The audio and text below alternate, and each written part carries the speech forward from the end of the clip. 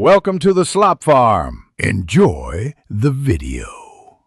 You start by confirming the phone is unlocked and battery saver is off so system options aren't hidden.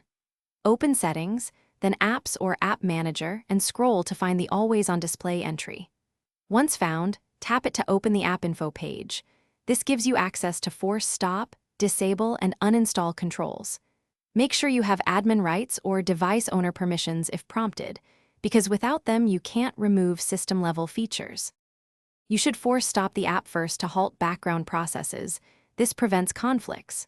Next, if uninstall is available, choose it.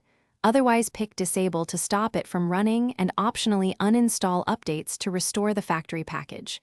Don't forget to clear cache and clear data to remove residual settings, tap permissions, and revoke any granted rights.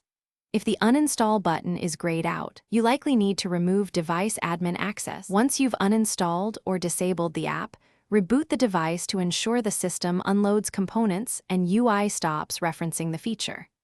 After restart, check display settings to confirm Always on Display is gone. If you plan to replace it, install the new app, then reconfigure. If the app resists removal, check device admin in security and revoke access, or use ADB with the uninstall command as a last resort.